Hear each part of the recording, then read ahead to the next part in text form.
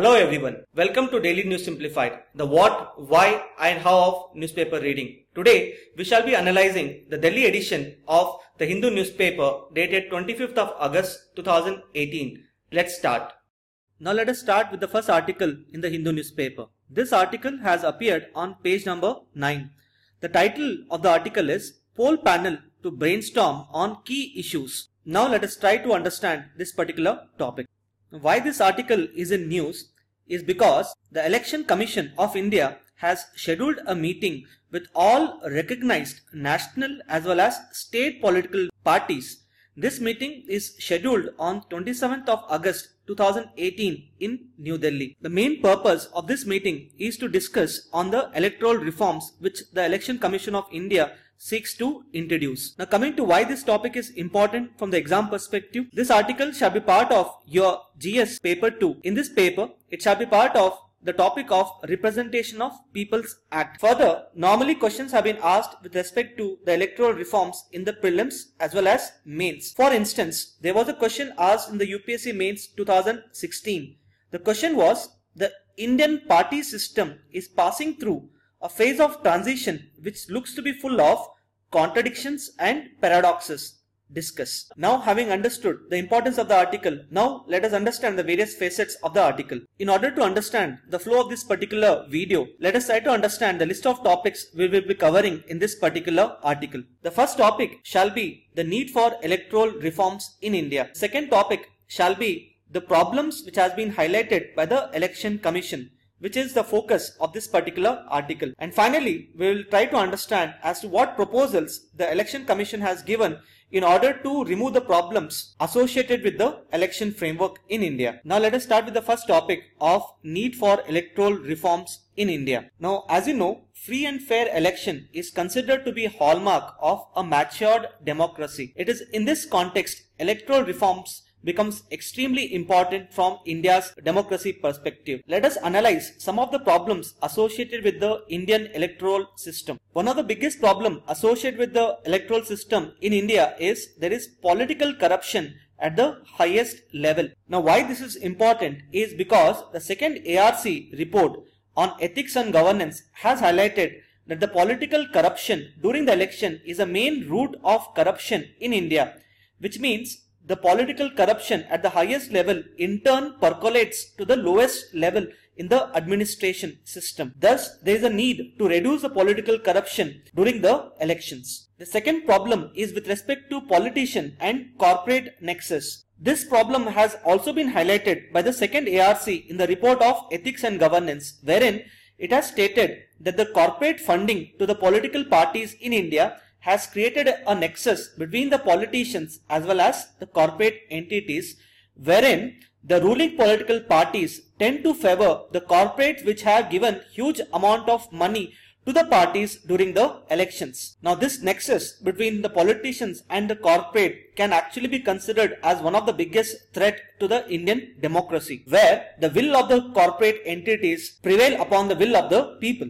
The next problem associated with the electoral system is with respect to muscle power, that is intimidation of the voters by the political parties. Now the next problem is criminalization of politics and politicization of crime. Firstly, let us try to understand the criminalization of politics, and second, we shall come to the concept of politicization of crime. As you know, the criminalization of politics means entry of criminals into political parties, parliament or state legislature. As you know, over a period of time, the number of criminals entering into politics has drastically increased. For example, according to an NGO known as Association for Democratic Reforms, the number of MPs in the 15 Lok Sabha which are facing criminal charges is actually as high as 30%. Now this poses a grave danger to the Indian democracy. Now coming to the second concept of politicization of crime. Politicization of crime means use of criminal tactics by the political parties. The criminal tactics here may include intimidation of the voters, booth rigging during the elections, or illegal strikes, hartals, etc., which are carried out by the political parties in order to pressurize the government. Thus, criminalization of politics means entry of criminals into political parties, parliament and state legislature, whereas politicization of crime means use of criminal tactics by the political parties. Now, why this is important is the Verma Committee on Politicization of Crime and Criminalization of Politics has stated that the politicians and the criminal networks in India have formed a symbiotic association wherein both of them need support of each other, because of which they are running a parallel government which is in turn pushing the state to irrelevance. Now, having identified various problems associated with the conduct of elections in India, let us now try to understand as to what changes the Election Commission has proposed in order to strengthen the democracy in India. Now let us try to understand some of the problems which have been highlighted by the Election Commission with respect to the election in India. The first problem is with respect to the present law on canvassing. Presently, there is prohibition on canvassing during the last 48 hours before the polling. And the reason why we have prohibited canvassing during the last 48 hours is to ensure the voter is able to introspect as well as to prevent the voter being swayed by the last minute appeals. Now, why this is important is because some of the voters may be fence sitters. That is, they may have not made up their decision as to which particular candidate or the political party to vote for. Hence, we need to provide them a conducive environment during the last 48 hours before the polling in order to make up their mind with respect to voting. If canvassing is allowed in the last 48 hours, the political parties may unduly try to influence the voters, and hence it would affect the voters' right to choose freely and independently. Now let's see what concerns the Election Commission has raised with respect to canvassing during the last 48 hours before the polling. The main concern of the Election Commission is with respect to online canvassing. As you know, we are living in the age of internet and social media, and it is extremely difficult for the Election Commission of India to regulate social media, because of which some of the political parties have been able to tap into this particular gap and have been able to canvass through the various social media networks. So because of this particular problem, the Election Commission of India has sought the opinion of the political parties as to how to put an end to the online canvassing which is carried out by the political parties. Now the second concern raised by the Election Commission is with respect to use of print media by the political parties in India. Now let us try to understand the concern raised here. Now presently, the display of election related matter is prohibited through television during the last 48 hours before the polling. This prohibition is laid on under Section 126 of the Representation of People's Act. However, one of the main concerns raised here by the Election Commission is this prohibition is right now imposed only through television or through any cinematographic. However, it does not cover the print media. So one of the demand of the Election Commission from the political parties is, can the print media be brought within the ambit of the law? That is, can the print media be included under Section 126 of the Representation of People's Act? The third concern raised by the Election Commission is with respect to ceiling on the party election expenditure. Let us look at the present framework with respect to election expenditure in India. Presently, there is a ceiling, that is a limit which is imposed on how much money a candidate can spend during the parliamentary as well as state elections. The main reason of imposing the limit is to create a level playing field for all the candidates so as to ensure that all the candidates, irrespective of the socio-economic status which they belong to, get an equal chance to contest and win the elections. Now, under the present framework, the ceiling on the candidates' expenditure for the Lok Sabha poll is 70 lakhs. Now, earlier, the ceiling was actually 40 lakhs. From 40 lakhs, this has been recently been increased to 70 lakhs. Further, the ceiling on the candidates' expenditure for the assembly poll is 28 lakhs. Now, this ceiling was recently increased from 16 lakh to 28 lakhs. Now, as highlighted, presently there is a limit on how much money a candidate can spend during the elections.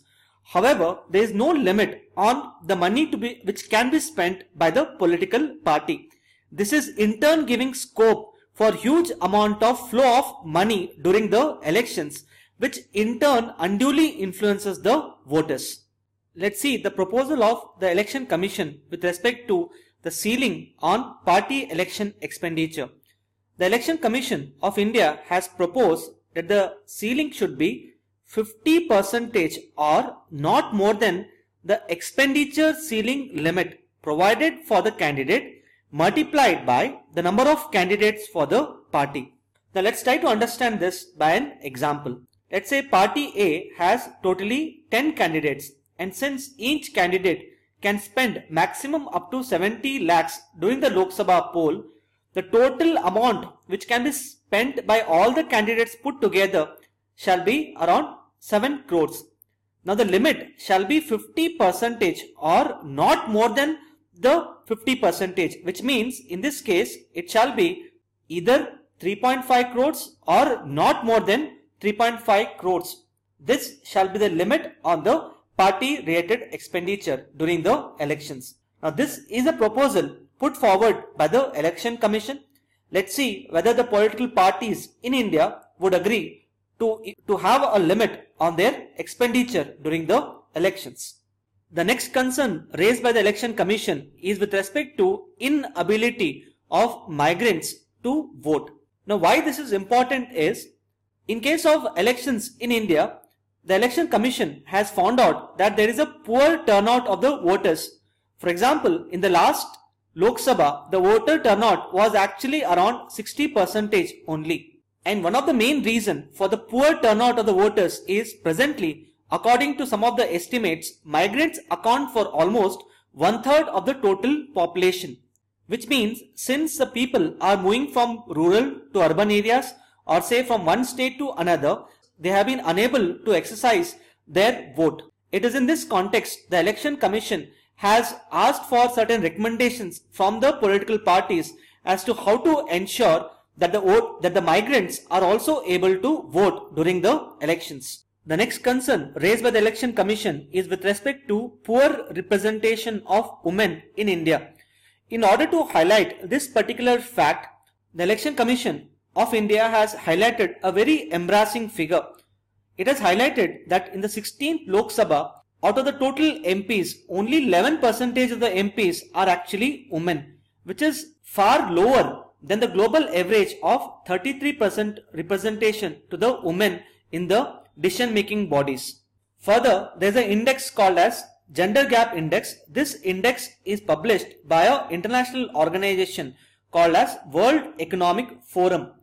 Now this index also takes into account the extent of political representation given to the women in a country, and undoubtedly India's ranking on the Gender Gap Index is extremely poor on account of lower representation of the women in the parliament.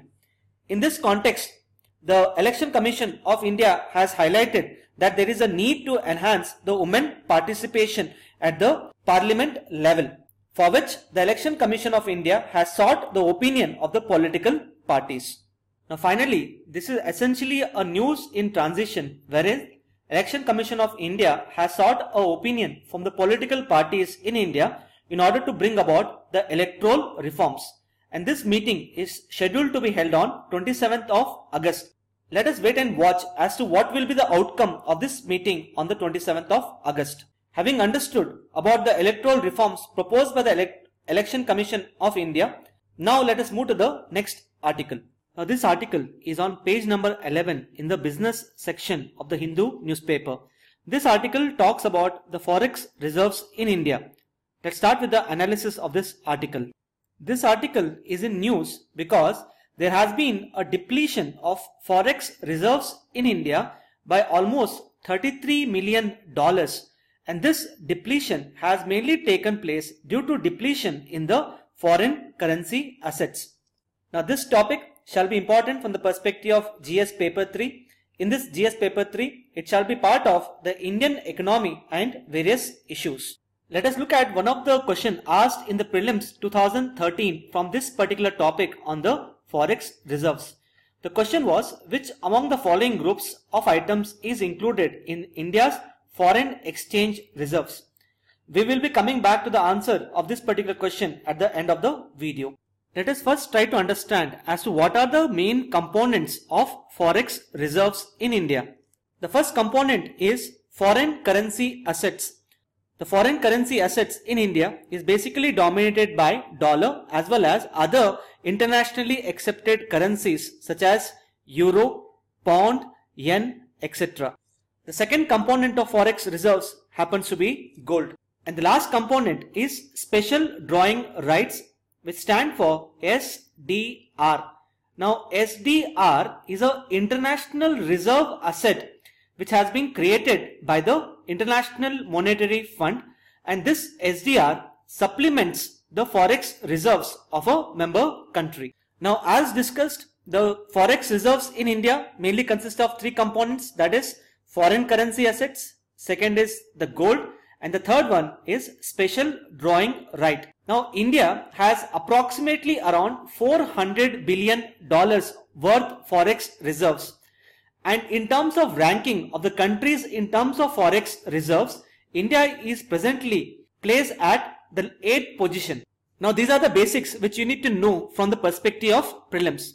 Let us now try to understand as to what are the reasons for the decline in the Forex reserves of India. Now because of the ongoing trade war as well as the currency war, rupee has come under immense pressure, because of which the rupee value has been depreciating. Recently, the rupee value has depreciated to more than 70 rupees vis-a-vis dollars. Now, in order to check the rupee depreciation, RBI has been intervening in the forex market, and this intervention is through injection of dollars into the economy. The dollars which the RBI has injected into the economy is from the forex reserves. Now, because of the injection of dollars into the economy, there has been rapid decline in the Forex reserves. As highlighted by the article, the depletion is worth around $33 million. Now coming back to the question asked in the prelims 2013 as to which among the following are the components of foreign exchange reserves. As discussed, the foreign exchange reserves mainly consist of foreign currency assets, gold as well as special drawing rights. Hence, in this case, the option happens to be B. Now coming to the next article about the trouble in the hills. Now this article is an editorial article for today which appears on page number 6. Now this article is important from the perspective of GS paper 3. Under GS paper 3, it shall be part of subsection on conservation and environmental protection. Already in prelims 2016, a question has been asked with respect to this particular topic. The question was, Gadgil Committee report and Kasturi Rangan Committee report, sometimes seen in the news, are rated 2. Now let us start with the analysis of this particular article. Now this particular article is in news because the recent floods in Kerala has initiated a debate on sustainable development.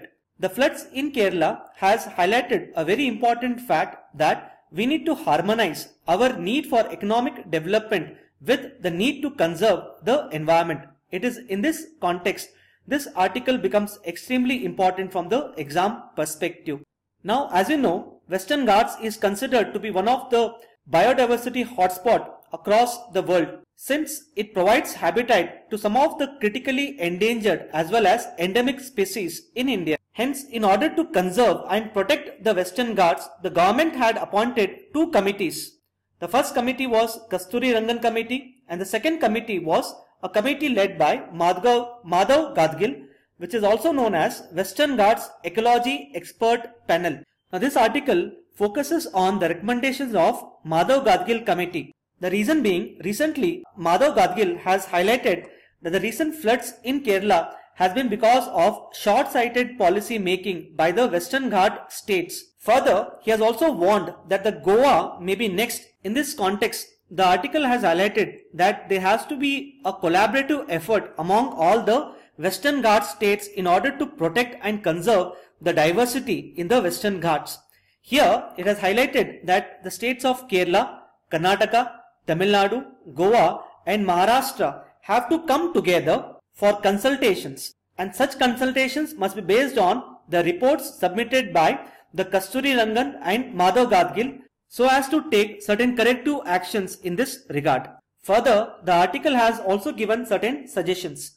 Let's look at some of the suggestions given in this particular article. The article has highlighted that the issues related to mining as well as quarrying has to be resolved at the earliest. In this context, the article has highlighted for the adoption of regulatory framework as proposed by Madhav Gadgil Committee. As part of this regulatory framework, the article has highlighted that there is a need to set up an apex level Western Ghats Ecology Authority. Simultaneously, there is a need to create a state level regulatory authorities. And finally, it has suggested for adoption of zoning system in order to regulate various activities such as mining as well as quarrying. Further, the article has highlighted in the light of growing threats to the ecology of Western Ghats, the role of bigger hydroelectric power projects has to be reconsidered by the Western Ghats states. Further, it has also highlighted that the Western Ghats states have to hold consultation with the public with respect to the recommendations given by the Kasturi Rangan as well as Madhav Gadgil report. Essentially, what this means is the efforts to conserve the biodiversity in the Western Ghats has to be essentially based upon people-driven model. Now coming to the next article about creation of Legislative Council in Odisha. This article appears on page number 3. Now this article shall be part of GS paper 2. Under GS paper 2, it shall be part of subsection of Indian Constitution. Now let us look at one of the related question asked from this particular topic in the prelims 2015. The question was, the Legislative Council of a state in India can be larger in size than half of the state legislative assembly of that particular state. The second statement was, the governor of a state nominates the chairman of the Legislative Council of that particular state. You are required to find out which of the above statements are correct. We will be coming back to the answer of this question at the end of this video on this article. Now this article is basically in news because the state of Odisha is likely to get a state legislative council. A resolution in this effect will be brought in the monsoon session of the Odisha State Legislative Assembly. Here, from the prelims perspective, apart from the fact that Odisha has recently initiated the procedure for formation of Legislative Council, you shall also need to understand certain basics related to the State Legislative Council. Here, you need to understand as to what is the procedure for the creation as well as abolition of State Legislative Council. Further, you are also required to understand the constitutional provisions related to the creation and abolition. Further, you are also required to know as to which all states in India have created legislative councils. Now coming to the constitutional provision, the creation and abolition of State Legislative Council is part of Article 169. So from the prelims perspective, this article becomes important. Now let's understand the procedure for creation or abolition of State Legislative Council under the Article 169. For the creation or abolition of State Legislative Council, a resolution has to be passed by the concerned State Legislative Assembly. Now this resolution has to be supported by a majority of total membership of the Assembly along with the majority of not less than 2/3 of the members present and voting. So this is a special kind of majority which is needed in order to create a State Legislative Council. When such a resolution is passed by the State Legislative Assembly, the Parliament of India is required to pass a law in order to give effect to the resolution of the State Legislative Assembly. Now coming to the strength of the Legislative Council. The strength of the Legislative Council should always be less than 1/3 of the total membership of the Legislative Assembly. Let's say the strength of the Legislative Assembly is 300 members, which means the strength of the Legislative Council should be less than 100 in this particular case. Now let us look at the list of states which have legislative councils in India. These states are Uttar Pradesh, Bihar, Karnataka, Andhra Pradesh, Telangana, Maharashtra and Jammu and Kashmir. Here you are required to know that the legislative councils of the top 6 states here are created under the Indian Constitution. However, the Legislative Council of State of Jammu and Kashmir is created under its own constitution. Further, the chairman and deputy chairman of the Legislative Council are elected by and amongst the members of State Legislative Council. That is, the chairman and deputy chairman are elected members and are not appointed by the governor. Now coming back to the question which was asked in the prelims 2015, as discussed, the strength of State Legislative Council should always be less than 1/3 of the strength of State Legislative Assembly. In this context, the statement 1 is wrong. Further, we have also discussed that the chairman of the State Legislative Council is appointed by and amongst the members of the State Legislative Council, and hence the statement 2 is also wrong. In this context, the answer is D. That is neither 1 nor 2. Now let us look at the next article which appears on page number 5. The title of the article is Commute Related Pollution. Kolkata shines among the megacities. Now this is a topic which is interrelated to the governance as well as on the environment. Now under the governance, it shall be part of government policies and interventions. Whereas under the environment, it shall be part of environmental conservation as well as pollution. Further, a question has also been asked from this particular topic in the mains 2015. The question was, Mumbai, Delhi and Kolkata are the 3 megacities of the country. But the air pollution is much more serious problem in Delhi as compared to the other 2. Why is this so? Now let's start with the analysis of this particular article. Now coming to why this article is in news. An organization by the name Center for Science and Environment has recently published a report. The title of the report is Urban Commute and How It Contributes to Pollution and Energy. As part of this report, 14 Indian cities on the basis of vehicular pollution. As you can see in the ranking here, the topmost city in India happens to be Bhopal, whereas the bottom ranked city happens to be Delhi. And among the major megacities, the top ranked megacity happens to be Kolkata. This report is basically based upon 2 parameters of evaluation. Let us look at these 2 parameters. The first parameter here is overall emission and energy consumption in the different cities. The second parameter is per person trip emissions. That is, how much amount of greenhouse gases is emitted due to the trips undertaken by the people in the cities. Now this report has highlighted a very important fact.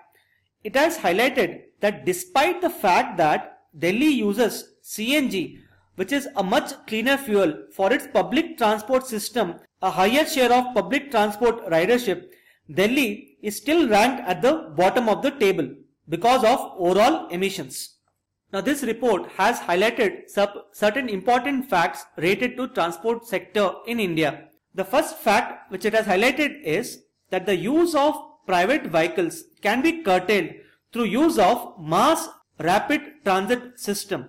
The mass rapid transit system here may include the metro as well as BRTS, that is Bus Rapid Transport Corridor.